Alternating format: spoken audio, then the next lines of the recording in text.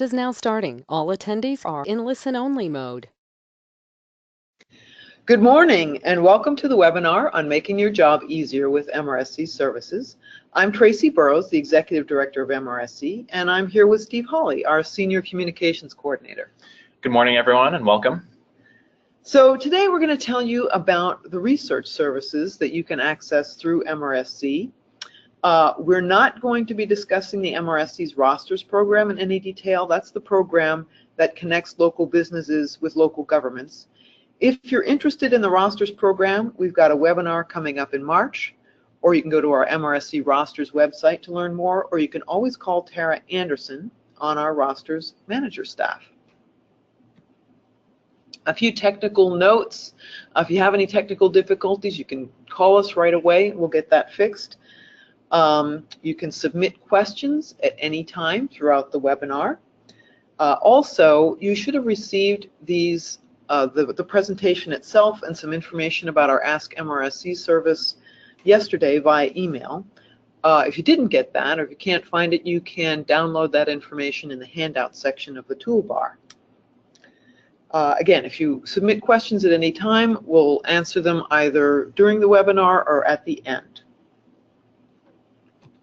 So we're coming to you live from MRSC's offices here at 4th and Vine. I've been the director of MRSC for the past 6 years. Prior to that, worked for local governments in Puget Sound. Steve Hawley, our communications coordinator, does a fantastic job. He's always looking out for ways to improve our website, and he's going to be showing you some of the secret sauce, the real powerful tools that we have available to you. We'll also be introducing you to some more important MRSC staff members who can be a tremendous resource for you a little later in the presentation. Here's our agenda for today. I'll be talking a little bit about who we are, about our Ask MRSC services, news and training, and then Steve's going to give you an overview of the website and our specialized research tools, and then we'll go to you for questions. Our mission is really to support your work. In fact, we want to make you look brilliant to your boss, and the hallmark of MRSC is that we supply timely, trusted, objective information to you. We know that there are countless sources of information out there on the web, and I think what distinguishes MRSC is that our information is, one, it's curated. We do the work to comb through literally thousands of documents and distill out examples that work for you. We annotate the material on our website so you'll quickly know whether a link contains information that you need. You don't have to waste your time following links to a dead end, and we know your time is important, so we put a lot of energy into that. We're local. We serve Washington State. Everything on our site was developed within the context of Washington State laws and best practices. So we're showing you examples of programs and ordinances that work in Washington. We're also relevant. You tell us what you need and we respond. But more than that, we get ahead on issues, we identify emerging trends and get information out to you as you need it. We work really hard to get you the best information available, and we also welcome submissions of your work that you're proud of so that we can share them with others around the state. We're really grateful that people take advantage of the services we provide. Just for an example, in 2017, over 6,000 people took advantage of our Ask MRSC service and asked for one-on-one guidance. 7,000 people attended MRSC trainings. Over 20,000 folks subscribed to our e-newsletters, and almost 2 million people visited our website resources. So we're really proud of that. We hope you take advantage of these resources as well. Ask MRSC is one of our premier services. If you're not familiar with it, I'll tell you how it works. It's really easy. If you work for a city, a county, the state, you're eligible for this service. Hundreds of special purpose districts are also eligible through contracts that we have with partners. If you're not sure whether you're eligible, you can go to our Ask MRSC tab on our website, and it'll show who the eligible partners are. If you are eligible, there's no charge for using the Ask MRSC service. So let's say you have a new project that you're working on, or the state's passed a new law that impacts local government, or there's a situation that comes up in your office that you haven't dealt with before in your job, then the MRSC staff is here to help you. And here they are. They are really eager and ready and able to help. We've got 7 attorneys on staff, also subject matter experts on policy issues like finance, public works, and planning. We've got a great team behind the scenes, our IT team and communications, really all available to help you. If you know the particular person that you want to ask a question, you know they're a subject matter expert, you can direct your question directly to them via email. But if you don't know the right person, you can simply submit a question via our website and we'll get it assigned to the right person. To access the service, you simply click the Ask MRSC button on the upper right-hand corner of our website and submit a question to one of our attorneys or to subject matter experts.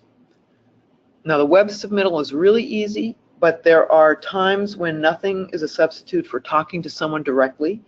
So you can bat around ideas or talk confidentially, or sometimes you're just not exactly sure what the question is that you want answered and you need somebody to talk it through with. So you can call us directly on the numbers on our screen and we'll have someone available to talk to you.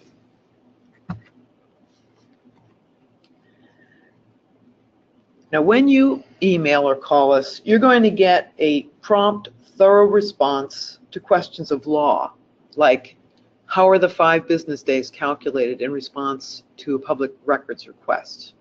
Or is there a conflict of interest if the fire district commissioner marries a fire district employee? These are the kinds of questions that we get all the time. Public records is an area where we have a lot of expertise. It's a complex law. So we're really prepared for those kinds of questions. Questions of ethics or personnel issues. Again, right in our wheelhouse. Is it legal for a county to pay a signing bonus to a new employee? Questions about any kind of legal issue related to local government, any kind of best practice question. Or can you send me examples of moratoria regarding opioid safe injection sites? Again, we've got a vast library of sample documents as ordinances. If we don't have it ourselves, we'll go out and find it for you, examples that you can use. We're also really always on top of emerging issues. We try to stay out in front of those, like opioid safe injection sites is a hot one right now. So these questions are just examples. We'll really respond to anything related to local government. If we don't know the answer, then we'll direct you to the right person who does. Another service that we have is our training. And our training we do primarily through our monthly webinars and in-person trainings at conferences that we've invited to. And something new that we've started this year are our own regional trainings. Our trainings are really tailored to government staff, and they're about giving you the pragmatic tools that you can use. So for example, in March, we'll be doing one-day regional training on Public Records Essentials Plus.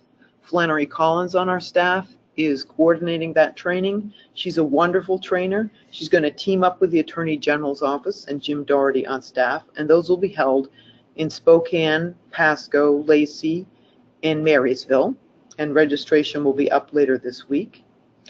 We'll be continuing the popular webinar series that we have, and you can see some of the 2018 webinars up on your screen. We've got outstanding local speakers with local experience that will be involved in those. Actually, today we've just launched our new trainings page on our website, so it's a lot easier to register and see all of the trainings that we'll be having in 2018. So really recommend that you go there. We also have our MRSC Insight blog, and this is where we publish our own content. We've got a lot of experts on staff. They're staying up on trends, and they're writing timely articles on issues that impact your daily work. like this December article on legal versus ethical behavior by our lead attorney, Jim Doherty. We also write on new legislation, new court cases, anything that's coming up that's going to impact local governments. It's there on our blog, which is on our website, but an easier and even handier way to keep track of that and make sure you're not missing blog articles and other timely news that MRSC puts out, or we also comb other important sources of news. We put it in our e-newsletter, which you can subscribe to from our website. The e-news has just undergone a full redesign. It's now designed to be more readable, more accessible, and really mobile friendly, so you can access it no matter where you are.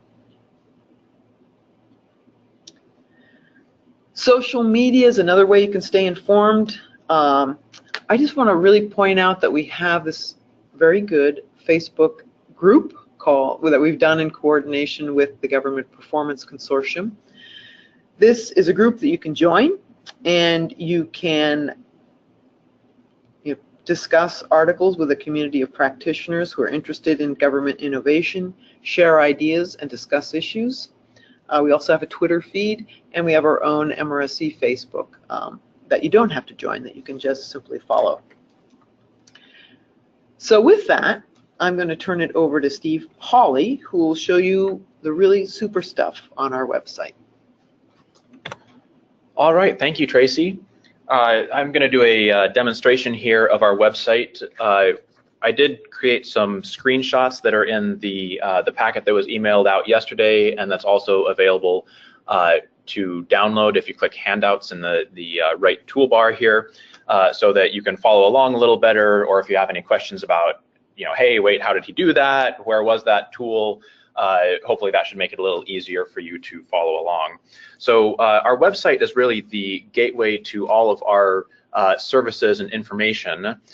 It contains a wide amount of resources in terms of databases, hundreds of topic pages that provide legal and policy guidance, thousands of sample documents if you're looking for examples of policies, procedures, ordinances, etc. And then some of the tools that Tracy mentioned as well in terms of blog posts. We normally publish 2 to 3 of those per week, upcoming webinars and trainings, and then some of our publications. So I'm actually going to, like I said, do a demonstration of the website. This is the homepage, mrsc.org. You can see several different featured articles. We have a blog post that just was published yesterday on the ins and outs of school impact fees, a link to the article that Tracy mentioned in terms of the distinction between legal and ethical behavior, the next upcoming training.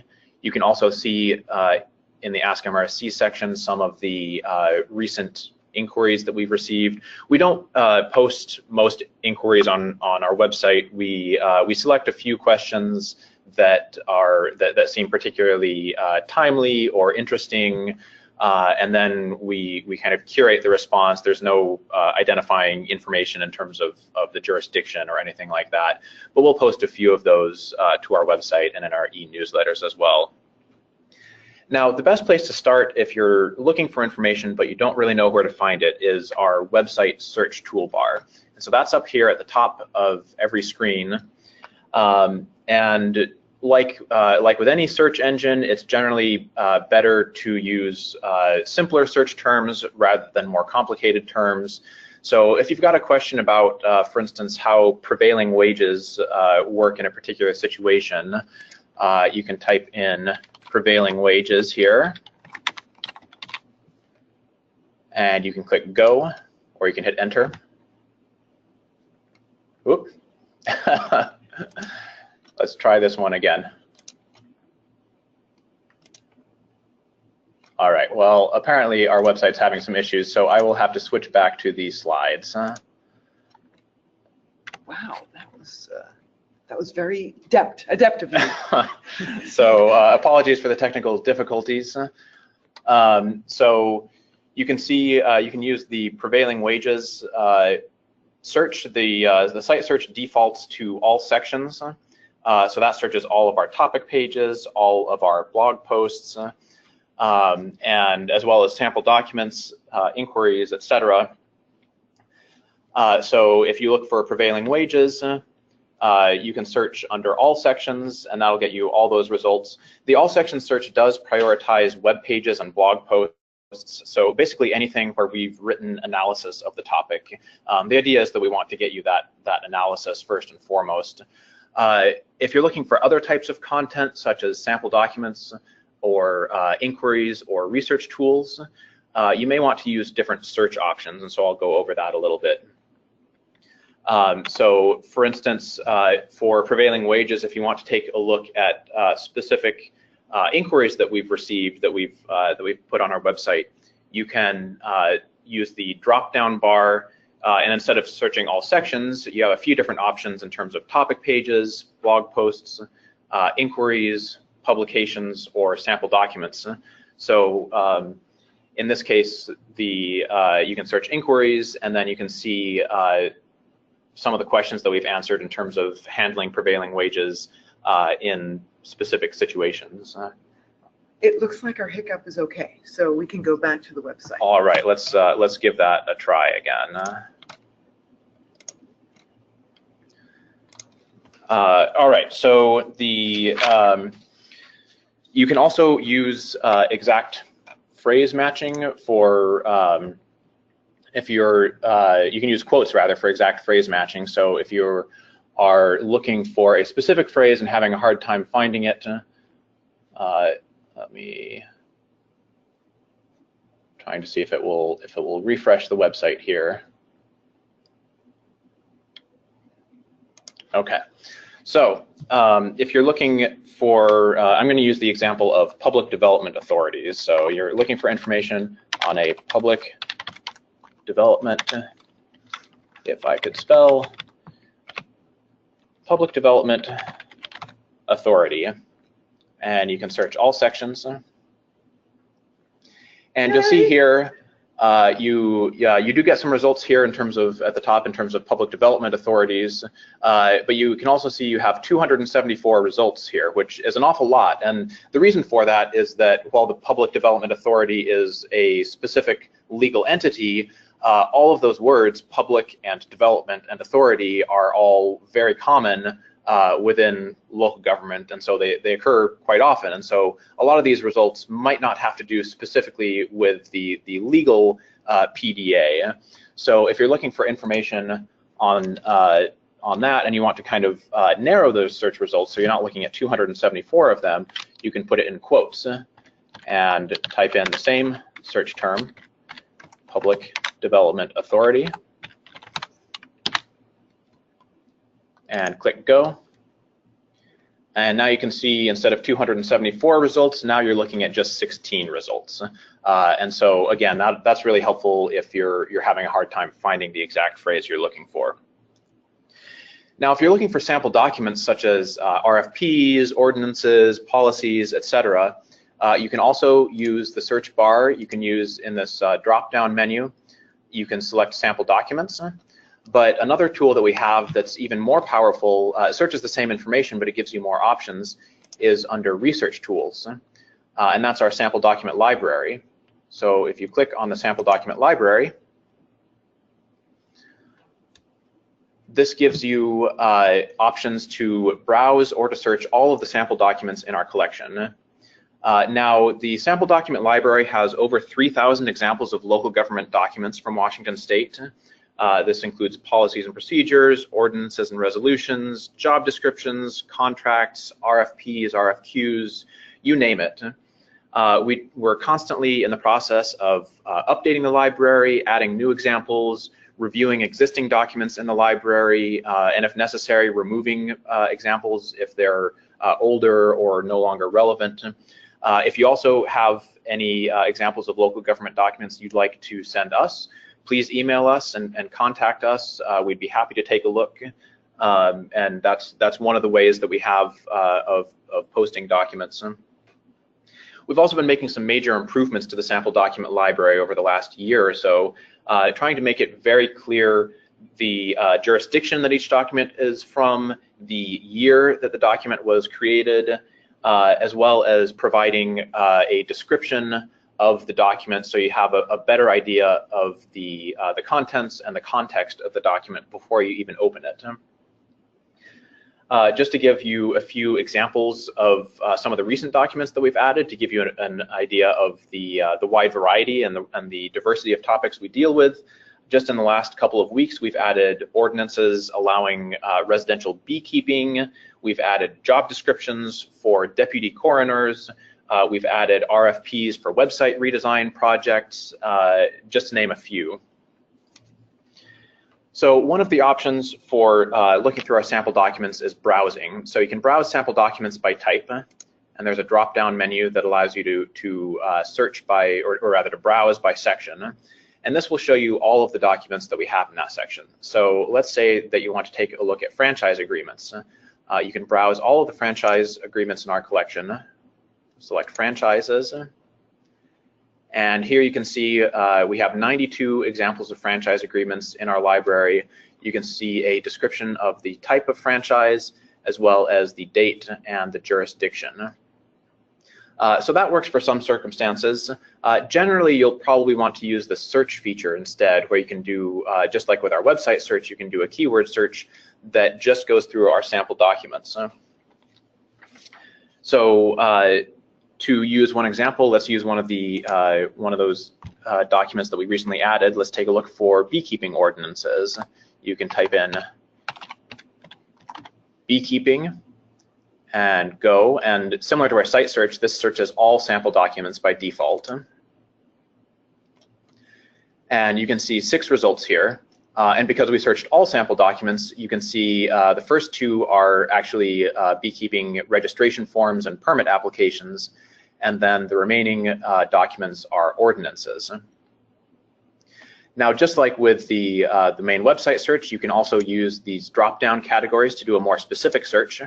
So let's say you work for a water sewer district and you're looking for job descriptions of a general manager. So you can type in general manager, and then using the drop-down menu, you can select job descriptions.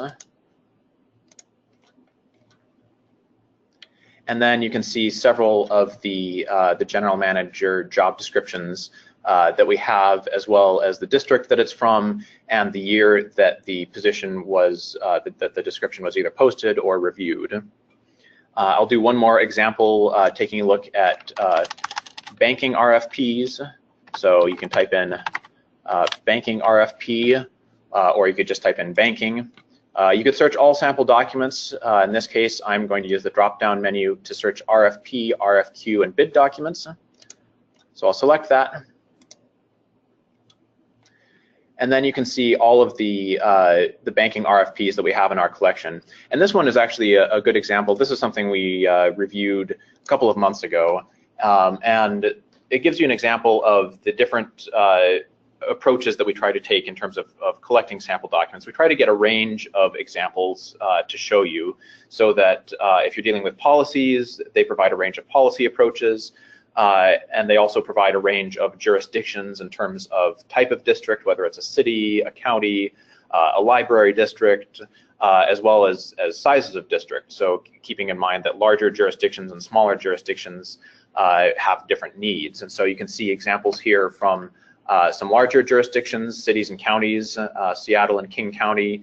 You can also see examples from smaller jurisdictions, Franklin County, and then down at the if you scroll down further, we even have some examples of special purpose districts. This is a topic that, for the most part, special purpose districts get their banking services through the county treasurer, but there are a few examples that get their own banking services, and so we sought those out to add a few examples. So we try to get a wide selection.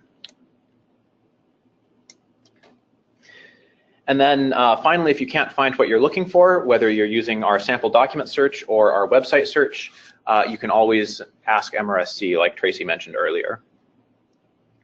Next, I'll go over a few of our specialized research tools.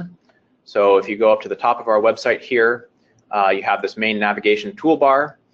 And I'm going to start out under the research tools section. And I'm going to start with our city and town and county profiles. This provides information on every city and town and county in Washington. So I'll start with the city and town profiles. And you can see here, you can see the city name, the population, the county, the classification of the city, whether it's first class, code, town, etc., and then the form of government, whether it's mayor, council, or council manager. If you click on any of the cities, you'll get a little bit more information with links to the website, some contact information, information on city officials, and links to important documents such as the municipal code and the comprehensive plan and the budget. You can also sort this information by any one of these categories, alphabetical order, by population, by county, by city classification, or by form of government. So if you want, for instance, I'm going to click on one of these arrows here to sort by form of government. And then you can see here, now it's listing all of the council manager cities first. And then if I scroll down the page, now you get to all of the mayor council cities. We also have a similar tool for counties. So this is the Washington County profiles. This shows all 39 counties with links to their websites, information on total population, and then links to the county code, the budget, the comp plan, and then county officials as well. Under research tools, we also have custom code searches and custom website searches. So that's here under custom searches. And if I click here, you'll get the option to do a combined code search or a combined website search. And this is a really great tool because it allows you to search on a particular topic through multiple jurisdictions at the same time. So you don't have to kind of hunt and peck through individual jurisdictions, but you can search across a lot of codes and a lot of websites all at once. So you can do that whether you're looking for examples of codes, and we have some instructions here. We also have a custom Google search for city and county website searches. So that's what I'm going to click on right now. And you can see two different search bars here, one for city websites and one for county websites.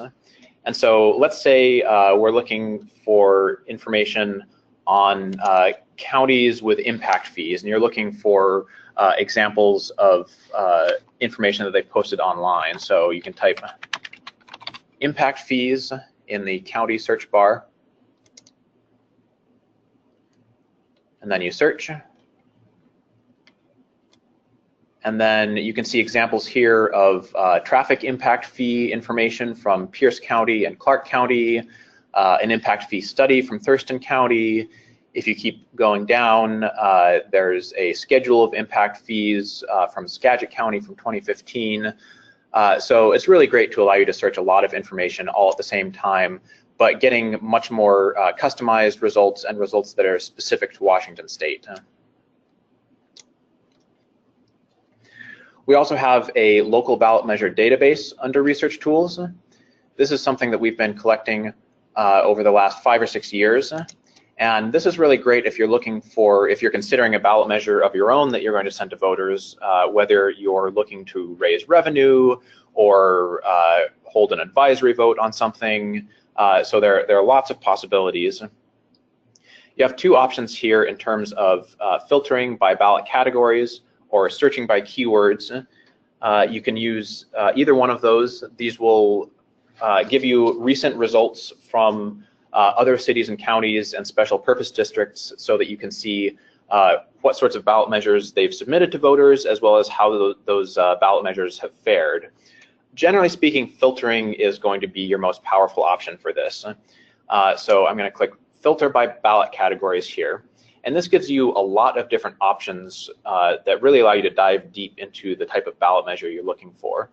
At the top here, you can see you can select the time frame, whether that's the most recent election, the last 2 years, the last 5 years, which is selected by default, or all of our search results going back to November 2011, which is when we started compiling this information.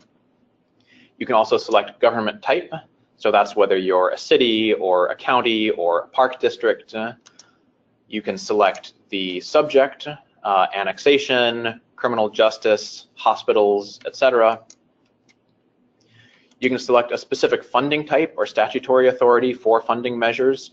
So if you're looking for bonds, for instance, or EMS levies, you can search by that category. And then you can also select the county that you want to search in. So let's say that you're looking for recent bond measures. We'll stick with the last 5 years, and you can select bonds here under the funding type, and you click search. And here are the results. And in the upper right-hand corner, you can see the results summary. That shows you the total number of results, as well as the number of measures that have passed and the number of measures that failed. And then over on the left, you see each jurisdiction, a quick summary of the bond measure so that you know, for instance, the duration of the bond measure, how much money they were asking for, and then what the money is going to be used for. And then you can also see the month and the year of the election, as well as whether the measure passed or failed, and the percent of the vote that it got. So here you can see this first one is from a public hospital district in Adams County. If you click on any of the ballot measures, you'll be taken to a more detailed page for that specific ballot measure that gives you, among other things, the exact text of the ballot measure.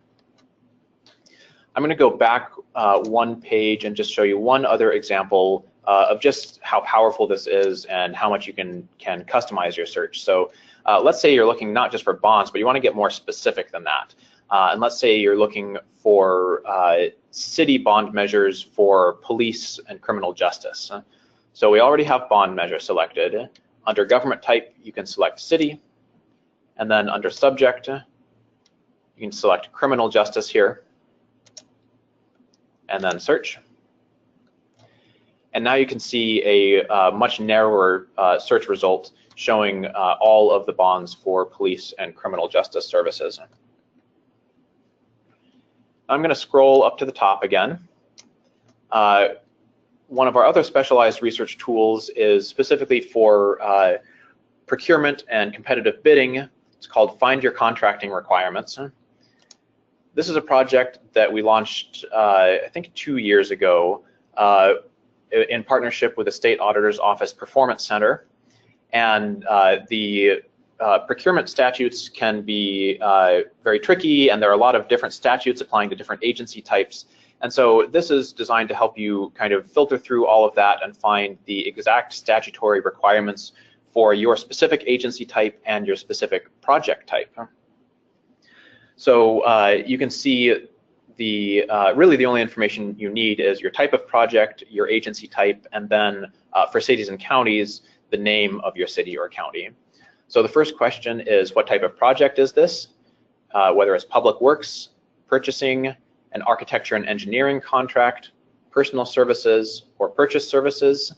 If you need more information on one of these, or you're not sure what category your project falls under, you can click on these little question marks next to it. For instance, if you're wondering what is a personal service, click on the question mark, you'll get a quick definition of personal services, as well as some examples, such as, in this case, meeting facilitation or strategic plan development. You can also search our website for more detailed information on all of these topics. So let's say that you're a fire protection district doing a public works project. So the answer to the first question would be public works, and then you select next. What type of agency are you? In this case, we'll select fire protection district. Scroll down, click next. And then it gives you an overview of your, again, your statutory competitive bidding requirements in terms of the bid limits, the process and procedures you must follow for formal competitive bidding, possible exemptions from competitive bidding, and then links to the statutes for more information.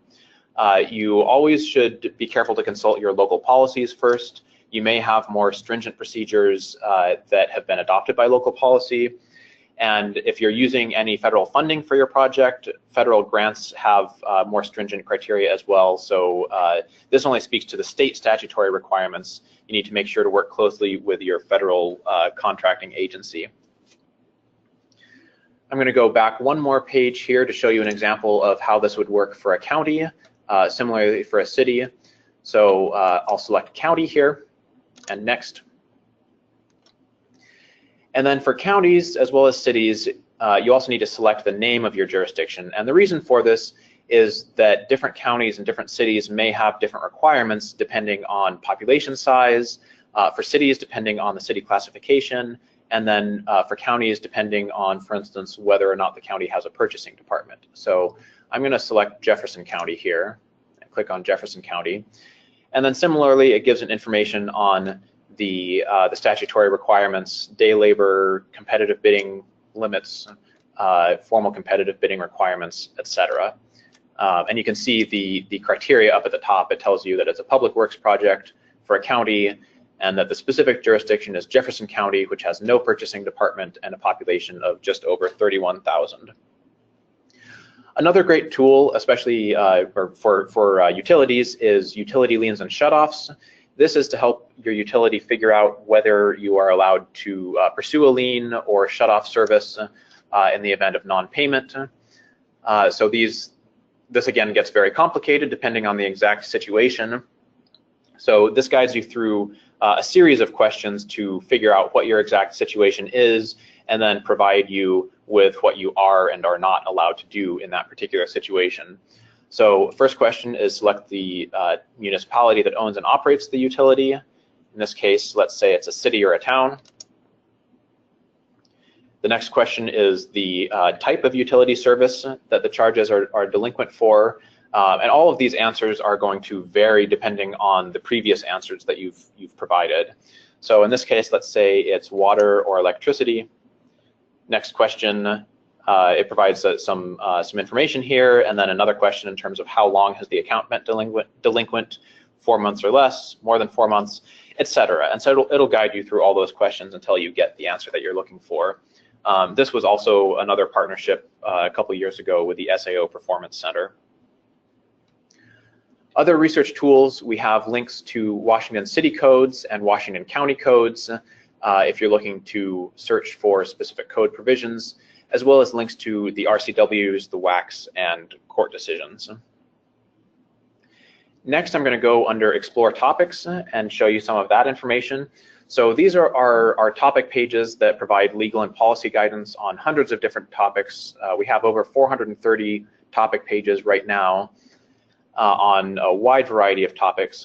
Let's take a look, for instance, at finance. So you can either search our website for information on a specific topic, or you can use this menu option to browse. So let's take a look at our finance pages here. You can see different topics arranged according to their category. So you have accounting, budgeting, if you scroll down further, information on debt, etc. And one of the things I want to call your attention to is one of our most recent projects, yet another partnership with the SAO Performance Center, and that's our financial management policies and resources. One of the questions that comes up a lot in terms of financial management is, what are the best financial policies to have, and what should our policy be set at? And the answer is really, it depends on your exact jurisdiction, it depends on your financial situation, it depends on your revenues, it depends on a lot of things. So there's no clear cut and dry answer. But these pages are really designed to guide you through the thought process so that you can put together a policy that is really tailored to your jurisdiction and meets the needs of your jurisdiction. In particular, we put together information for asset management, cost allocation, debt management, fund balances and reserves, and investment policies. So I'm just going to take a look here at the fund balance and reserve policies, just to give you an idea of the information that's on these pages. All of our topic pages have somewhat similar information. It really varies by topic. These ones go into a lot of detail on, you can see here, what is fund balance and what are reserves. And then if you scroll down, it'll give you key components of fund balance and reserve policies, and then key questions to consider on a variety of topics. So for instance, in terms of, well, how much fund balance or reserves should we have?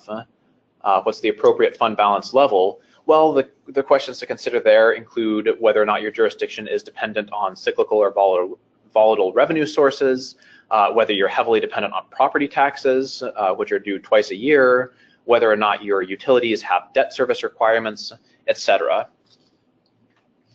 Some of our other recent projects that we've done are projects on the gift of public funds, which applies to any local government agencies, a page on incompatible offices, which is if one person wants to hold positions, two positions within local government, and it guides you through the considerations in terms of whether or not that's allowed in different situations. We've also been doing a lot recently on affordable housing and homelessness, which is a big topic in many jurisdictions these days. And then just a few days ago, we published a new data set on local sales tax rates and components, which shows you not just the total sales tax rate for every city, town, and county in the state, but also the component parts of that sales tax and where that's going, such as criminal justice, transit, mental health, etc. Now, to stay up to date with all of our new projects, I highly recommend, as Tracy said, signing up for our e-newsletters. That's under the Stay Informed portion of our website. If you just click on MRSC e-newsletters, and then you can enter your email address. We publish a number of different e-newsletters, and you can select whichever ones you want.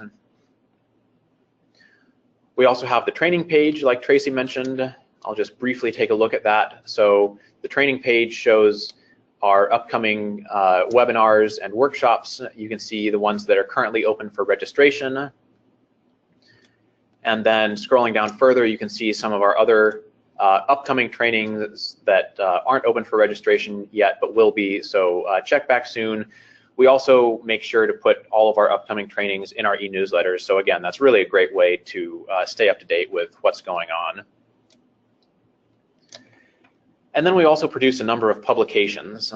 So I'm going to click Publications up here, and you can browse through all of our publications on this page. You can see, for instance, here's one that we published last year in partnership with the Association of Washington Cities on homelessness and housing toolkit for cities.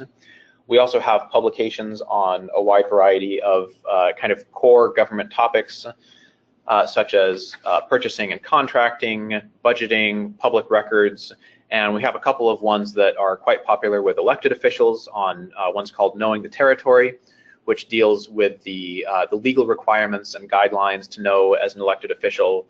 And then the Mayor and Council Member Handbook, which is produced in partnership with AWC as well, that goes over the core roles and responsibilities of city mayors and council members. So you can browse all of our publications on this page, or if you know the name of the publication you're looking for, again, you can use our search menu and use the drop-down menu. So for instance, we have a city bidding book and a county bidding book. You can search for bidding book and select publications and click go. And here you'll see both our county bidding book and our city bidding book. And then finally, if you have any comments about the website, any problems, you're finding broken links on a page, you've got a comment on a particular page, please feel free to contact us. There's a Contact Us button up here at the top of every page.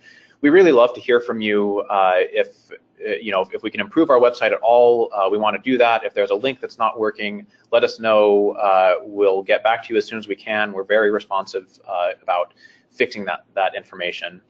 So again, this is more for kind of comments.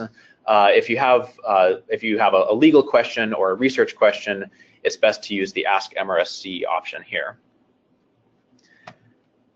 And we're going to go to the questions in just a minute, but before we do, I want to call your attention to a few of the upcoming webinars that we have that are open for registration at this point.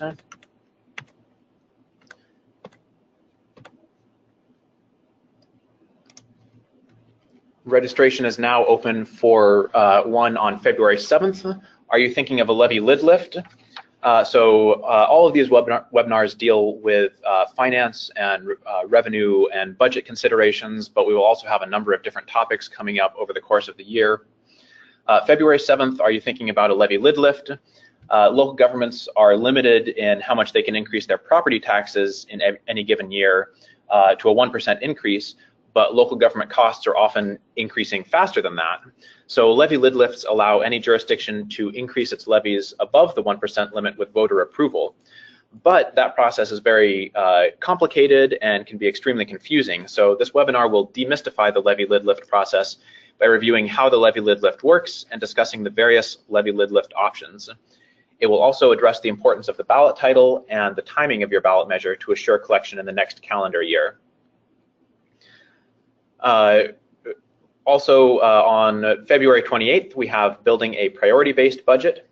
Using a case study of budgeting through the Great Recession, this webinar will provide an overview of how local government can implement a priority-based budget, how to set and keep budget priorities, and how these can be applied in making hard budget choices. And a reminder while I'm going through these, if you have any questions about anything that we've gone over or anything that we haven't gone over, please send them in using the chat bar and the question option in the right toolbar. And then on March 28th, we have a webinar on strategic long-term budgeting. This webinar will review how and why local governments can create a comprehensive financial plan and evaluate its success. And we also have, as Tracy mentioned, we also have the regional trainings on the Public Records Act coming up in late March and early April. The registration for that will open soon. The registration link is here on the slide. You can also go to our homepage and click on trainings to register for any of the upcoming webinars, as well as to see some of the ones that are the other ones that aren't quite open for registration yet. So at this point, we will go to the questions. Again, use the question dialog box on the right, and we will answer questions as we get them. Okay. Well, Steve, looks like we've got a few questions here. So the first one is, how does MRSC work with state agencies on local government matters? Well, there's a number of ways that we do that. The Department of Commerce is our closest state agency in the sense that they oversee our contract with the state that funds our services to cities and counties. So we work with them to identify emerging issues and closely on our services and make sure that we're also responding to the state's needs. We work with anytime that there's an issue that we're giving you legal advice on, or we're trying to give you a direction on, and the state also has, is responsible for it as well. We'll check with them to see, okay, what advice are you giving local governments? For example, the auditor's office, we work very closely with them to make sure that the advice that we're giving local governments on financial matters is consistent with the auditor's office. We'll also ask them what areas of emphasis they have during the year so that we can, as you're preparing for your audit or throughout the year, we'll let you know areas that the auditor's office is going to place particular emphasis on in that year. The same with the Attorney General's office. We're in close contact with them to make sure that the advice that we're giving you is consistent with the way they're interpreting state law. We also, as I said, we serve state agencies as well. And if there's legislative staff or staff amongst the agencies that has a question about local governments or wants to have some data for a presentation to the legislature, we respond to help them out as well. Okay, and Tracy, there's a question here on what is the relationship between MRSC and AWC, which is the Association of Washington Cities? Yeah, well, we have a really great relationship with AWC, also with WASAC, the Association of Counties, and Waco, the Association of County Officials. So in fact, we have a memorandum with AWC to make sure that we're not duplicating services, and we work closely with them. One area that they work on that we do not work on at all is lobbying. They have a really strong presence in Olympia, lobbying on issues that are important to cities, as does the Association of Counties. That's not our job.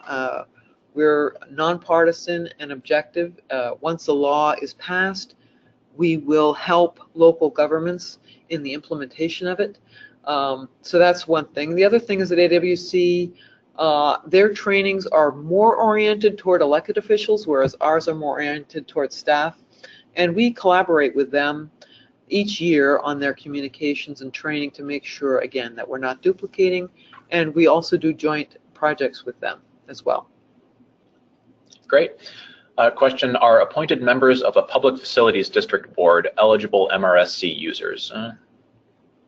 If your public facilities district board is one of the districts that we serve, and some of them are, then yes, as an appointed member or any elected official as well of an agency that we serve is eligible for MRSC services. Another question here, is there an equivalent guide to the city and county bidding book for special purpose districts? And if not, is one being developed?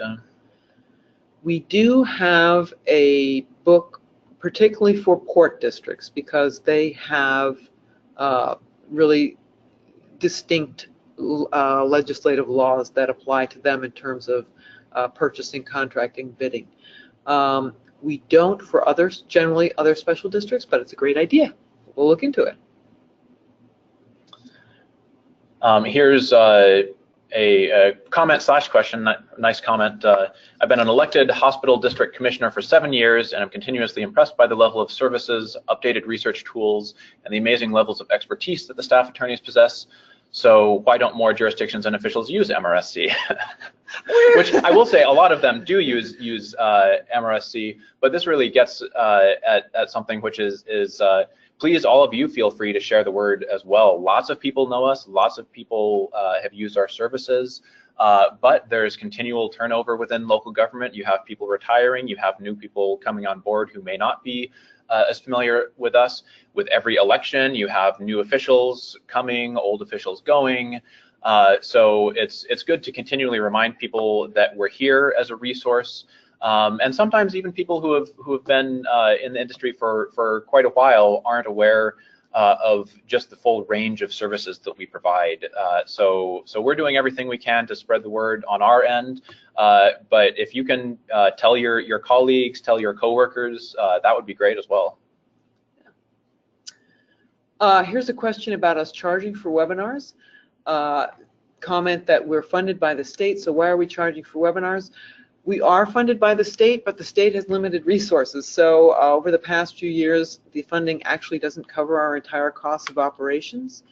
So we do charge a nominal fee for many of our webinars that are more content oriented. I think it's about $35 for each webinar. We're hoping that's not a barrier. If it is for you in your jurisdiction, please let us know, and we'll have scholarships for webinars as well. The one thing that we do find is that by charging a fee for webinars, we get a much better ratio of the people who sign up to those who attend. So, you know, it's a value. I think it's a really valuable service, and we try to keep the costs very low, a nominal fee. And many of our webinars are also eligible for continuing education credits for attorneys or accountants or CML credits through AWC. So a lot of the times you can also get for a very nominal fee, you can get those continuing education credits. But if it's ever a barrier for you, please let us know, and we do have scholarships available. And so do our partners, Endurus and WCIA.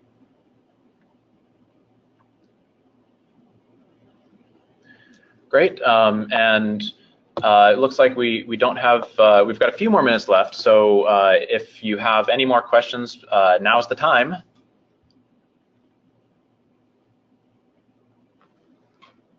It looks like we have responded to the questions. Please, we have a survey at the end of the webinar. We'd love to have your feedback on whether this suited your needs, whether you got the information that you were looking for. So please take the survey, and again, thank you so much for coming to our webinar, and really looking forward to responding to your requests and for you to be using our resources more effectively. Thank you. Great, thank you everyone.